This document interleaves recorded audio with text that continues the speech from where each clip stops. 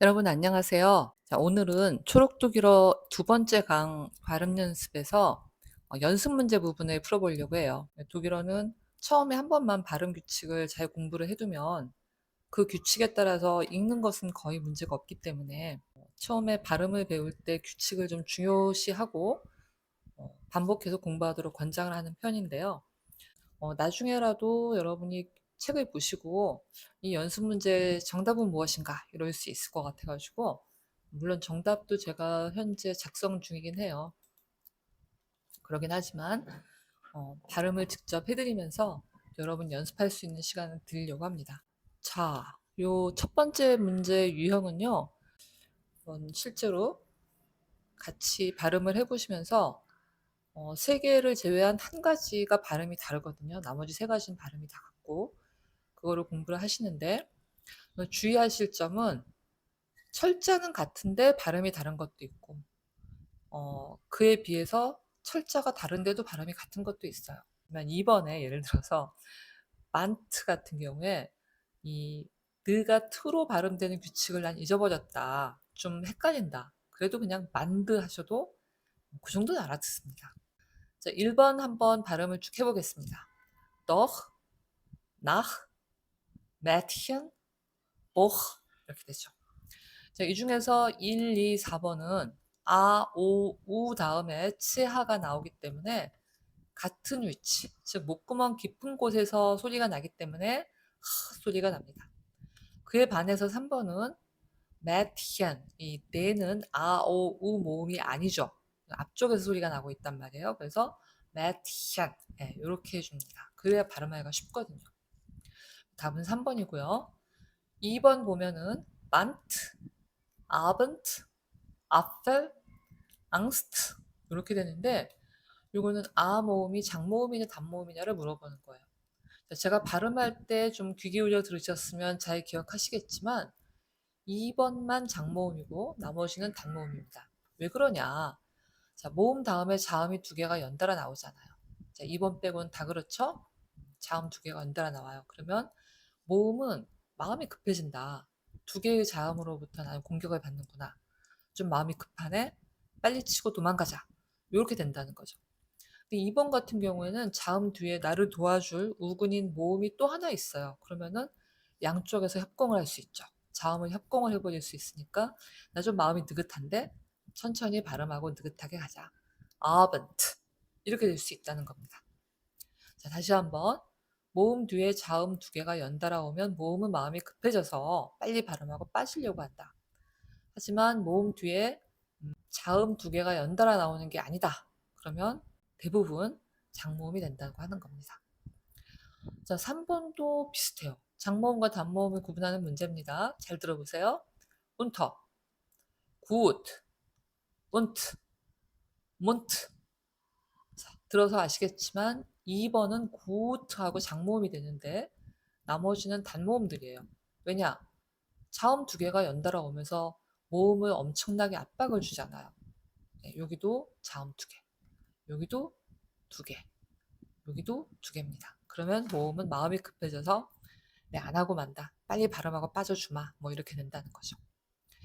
자, 그 다음에 4번 보겠습니다. 4번은 하, 겐, 나해야, 훈트 이렇게 되죠.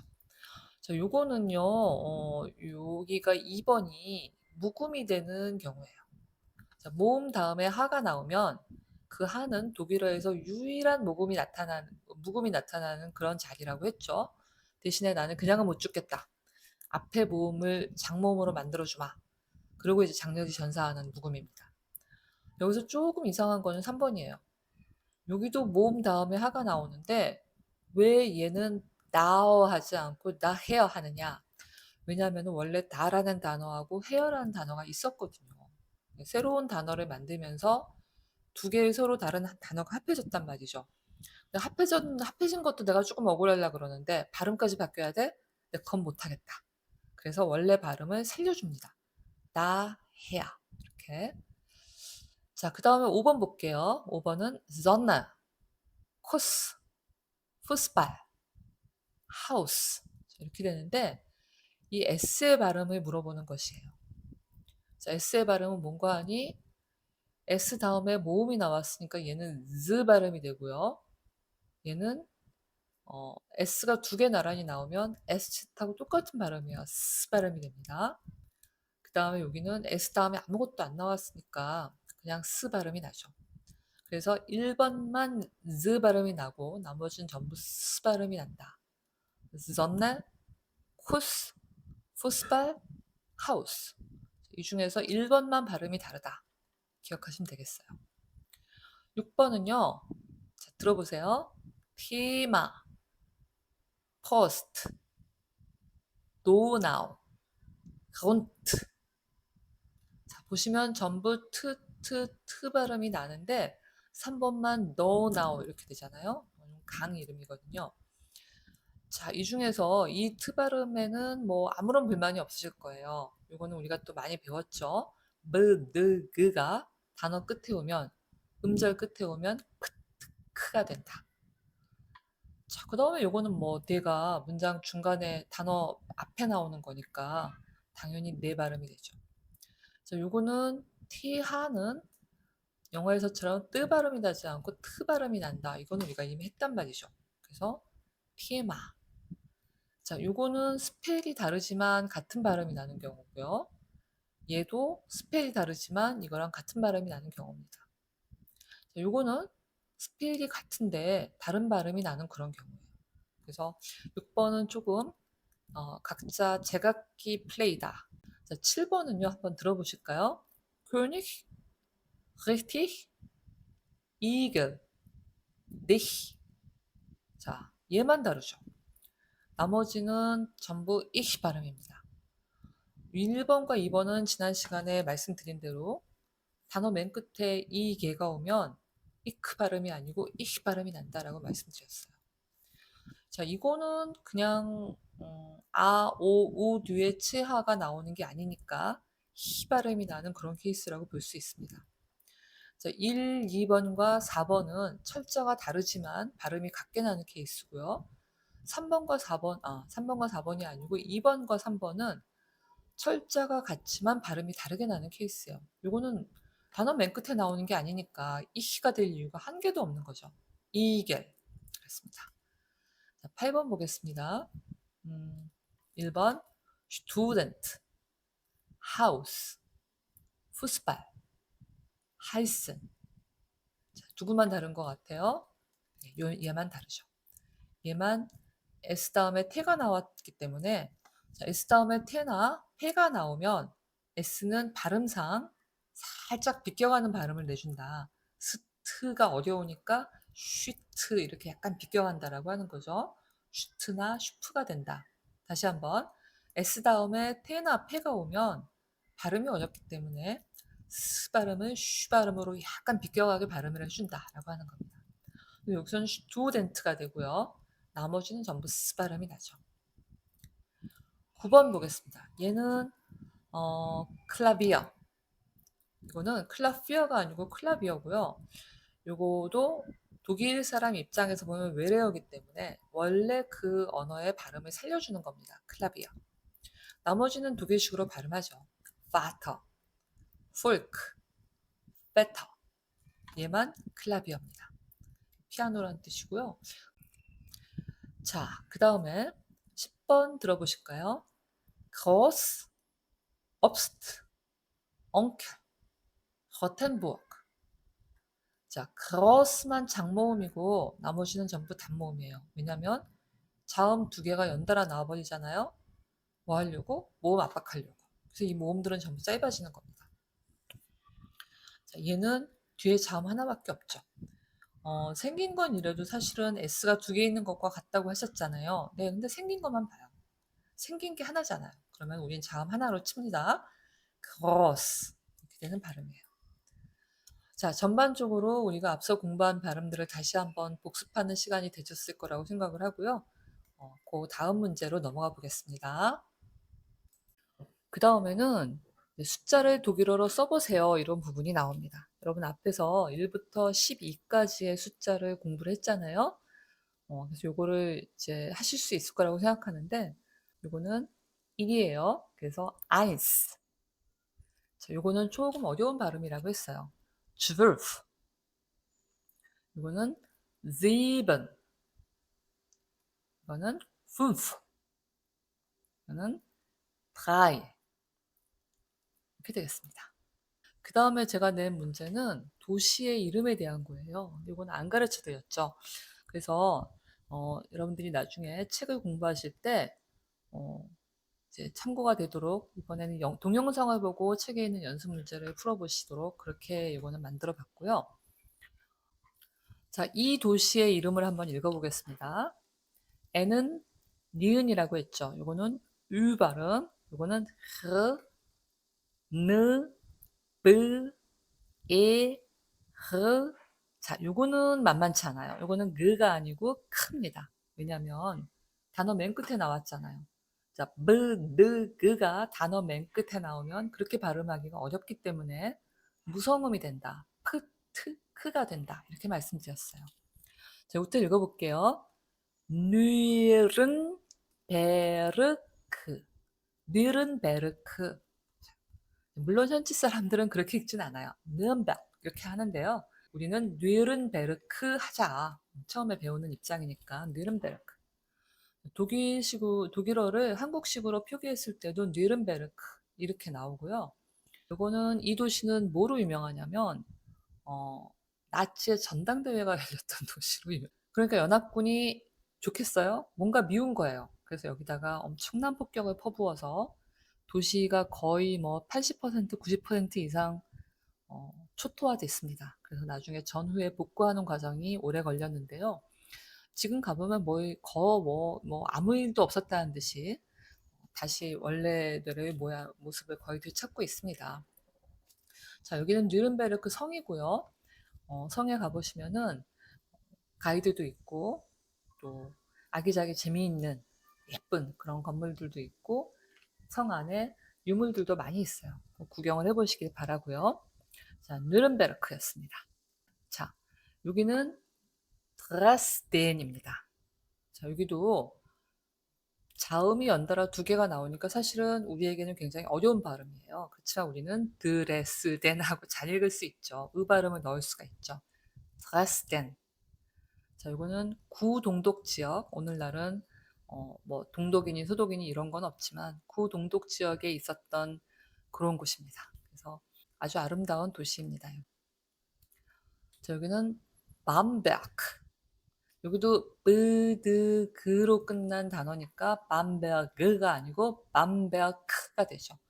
그거를 제외하면 있는 그대로 읽어요. 밤베르크. 그대로 읽으면 됩니다. 자, 요 건물은 좀 희한하게 생겼잖아요. 뭔가 이렇게 억지로 갖다 붙인 듯한 굉장히 좁은 곳에 굳이 다리 위에 이렇게 뭔가를 건축물을 지어 놓은 듯한 그런 모습인데요. 실제로 그렇습니다. 요거는 구시청사고요. 반베르크가 이 다리를 기준으로 해서 양쪽으로 나누어서 서로 좀 이렇게 분쟁이 있던 시기가 있고 서로 우리 쪽으로 시청을 옮기겠다, 시청을 짓겠다, 막 이런 얘기를 하니까 야, 공평하게 다리다 짓자. 이런 역사가 있는 곳입니다. 그래서 상당히 독특하게 지어진 아름다운 건축물이고요. 이 도시도 굉장히 오래됐습니다. 이 도시는 폭격을 맞지 않았어요. 2차 대전에 상해를 입지 않아서 아주 아름다운 도시입니다. 자, 여기는 르츠보르크라고 그대로 읽으면 돼요. 자, 여기도 마찬가지요. 그가 있으니까 르라고 읽지 않고 크라고 읽는 거죠. 뷰츠부르크. 여기는 뷰츠부르크의 성이에요. 네, 굉장히 오래된 성이고요. 여기는 산성입니다. 보통 산성은 방어를 위해서 만든 성이죠. 그러다 보니까 안에 가서 보시면은 방어를 위해 지어놓은 그런 어떤 요새랄까 이런 느낌이 좀 들고 어쨌든 굉장히 아름다운 도시예요. 자, 이 도시는 지금 보시다시피 경사면이 굉장히 높고 여기서는 잘 보이지 않지만 이런 경사면에 포도를 많이 재배해요. 그래서 포도주로 굉장히 유명한 곳이다. 옛날 뷰츠부르크의 포도주를 여러분이 마셔보신 분은 거의 없을 거예요. 저도 한국 와서는 마시기 힘들어요. 독일 사람들이 굉장히 좋아하는 포도주여서 국외로 해외로 잘 반출이 되지 않아요. 그 안에서 다 먹어버린다. 그래서 여러분이 만약에 뷰츠부르크를 가신다면은 꼭 가셔서 그 다리 위에서 와인을 드셔 보셔라. 뷰츠부르크의 와인은 매우 맛있습니다. 뭐 이게 입맛이란 건 호불호가 있는 거니까요. 제 지인 하나는 제가 소개해 줬더니 뭐라고 하더라고요. 자기는 맛이 하나도 없다. 저는 맛있었습니다. 여러분도 한번 시험해 보시길 바래요. 자, 그다음 보겠습니다. 이거는 있는 그대로 읽으면 돼요. 네, 브레멘. 브레멘 하면 됩니다. 브레멘. 자, 아마 여러분이 이 동상이나 이 동물들은 많이 보셨을 거예요. 네, 브레멘의 4마리의 동물들이 악대를 만들어 가지고 이렇게 즐거운 유람을 하는 그런 이제 동화를 아마 들어는 보셨을 거예요. 네, 브레멘에 가면은 이 동상이 이렇게 있고요. 아주 작아요. 그리고 뭐 이렇게 자, 그다음 보겠습니다. 그다음에 이 도시는 제가 한번 말씀드린 적이 있죠. 뮌헨하고 우리나라 사람들이 많이 읽지만 뮌헨이 아니다. 뮌셴. 자, 요 앞에 아, 오, 우 모음이 있는 게 아니죠. 그러니까 뮌셴 하고 히 발음이 납니다. 뮌셴. 자, 여기는 바이에른, 독일 남부의 바이에른의 주도입니다.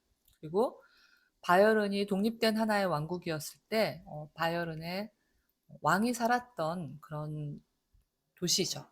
가서 그냥 미술관만 돌아보기 위해서도 일주일 꼬박 걸릴 정도예요. 선택을 하셔야 된다. 선택을 하셔서 가야 될 정도로 아주 뭐 문화나 박물관이나 미술관이나 이런 게 많이 자리하고 있는 곳입니다. 물론 가장 유명한 것은 여러분이 아마 다 아실 거예요. 옥토버 페스트.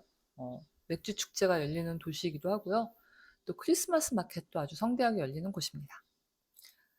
자, 독일의 수도죠. 예, 여기는 그냥 있는 그대로 읽으면 됩니다. 베를린, 베를린, 베를린. 이거를 베를린이라고 읽는 건 상당히 한국적인 발음이죠. 우리 뭐 한국 사람이니까 한국식으로 읽는다는 거죠. 베를린. 그런데 정확하게는 베를린. 그래서 베를린이 좀 더 가깝긴 해요. 베를린. 자, 이거는 베를린의 상징이라고도 할 수 있는 브란덴부르크 토어, 브란덴부르크 문 이고요. 이 문은 예전에는 동독과 소독을 중간에 나눠 놓는 그런 곳이었어요. 그래서 오늘날은 통일의 상징이고 어떤 하나된 독일의 상징인. 자, 그다음 보겠습니다. 자, 요 발음이 뜨 발음이 아니고 트 발음이 난다고 했죠. 그래서 호텐부어크 있는 그대로 읽으면 됩니다. 호텐부어크. 자, 호텐부어크는 굉장히 작은 도시인데요. 아까 밤베르크처럼 좀 중세의 모습이 그대로 남아있는 도시이기 때문에 오늘날은 관광의 명소가 되어 있는 곳입니다. 여기 가서 보시면은 이게 이제 시청인데요. 시청 꼭대기에 여기 사람들이 막 드글드글 있잖아요. 여기도 가보실 수 있고, 광장에서 보시면 아름다운 거리들이 이제 사방으로 뻗어 있습니다. 자, 여기까지 이제 독일의 도시들을 쭉 설명을 해드렸는데요.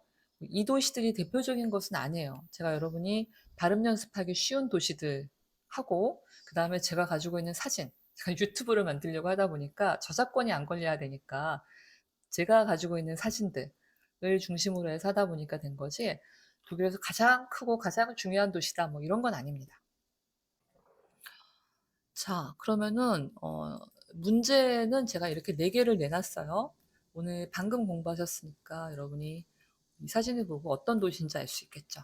여기는 베를린 한번 써보시기 바라고요. 여기는 브레멘, 여기는 밤베르크, 여기는 뮌헨 이렇게 되겠습니다. 자, 오늘도 여기까지 공부하시느라고 고생 많으셨고요. 다음 시간부터는 독일의 인사말을 공부를 할 거고요. 그 다음에 조금씩 문법에 대한 것도 공부를 할 거고, 좀 말하실 수 있게끔, 그래도 내가 이만큼 배웠는데 뭐라도 좀 써먹어 보자. 이런 여러분들의 니즈를 충족시켜 드릴 수 있는 문장을 중심으로 공부를 해보겠습니다. 자, 그러면 auf Wiedersehen.